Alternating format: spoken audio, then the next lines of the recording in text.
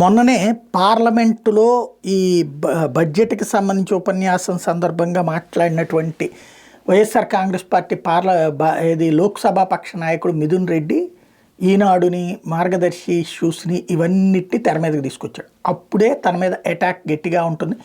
పెద్దిరెడ్డిని మళ్ళీ వెంటాడతారు అన్నటువంటిది అనుకున్నది. ఇప్పుడు అదే జరుగుతోంది. ఒకటి నిన్న మదనపల్లి ఫైల్స్, ఇవాళ మళ్ళీ అటవీల ఫైల్స్, రేపు పొద్దున మద్యం ఫైల్స్, ఇట్లాగ రోజుకొకటి చొప్పున మళ్ళీ పుంకాను కథనాలు. మనం ఒక నెగిటివ్ క్యాంపెయిన్ చిత్రీకరించాలంటే విచారణ చేస్తుంటే కూడా దోషే అని నిర్ధారిస్తాం. ఇదివరకు అధికారంలో ఉన్నటువంటి వాళ్ళు ఏది ప్రతిపక్షంలో ఉన్నటువంటి సందర్భంలో వాళ్ళ మీద ఆరోపణ చేస్తే అది తప్పుడు ప్రచారం. ఇప్పుడు చేస్తే ఒప్పుడు ప్రచారం. అంటే మనకు నచ్చిన వాళ్ళు ఉంటే ఒక రకంగా, నచ్చని వాళ్ళు ఉంటే ఇంకొక రకంగా అనేటటువంటి వార్తలు సార్.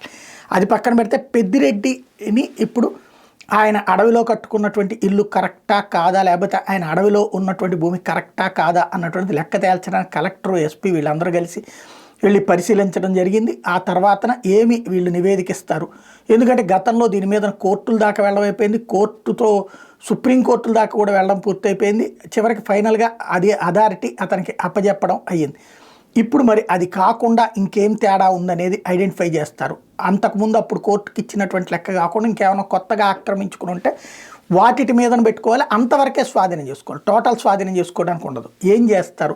ఏదో ఒకటైతే పెద్దిరెడ్డిని చేసేయాలన్నటువంటి కసి, కుప్పంలో చంద్రబాబుని దెబ్బకొట్టేటటువంటి ఎత్తుగడల్లో సక్సెస్ అయినటువంటి నేపథ్యంలో అప్పటి నుంచి ఆ కసి ఉంది. ఆ కసి ఇప్పుడు ఎక్కడ దాకా వెళ్తుందో చూడాలి.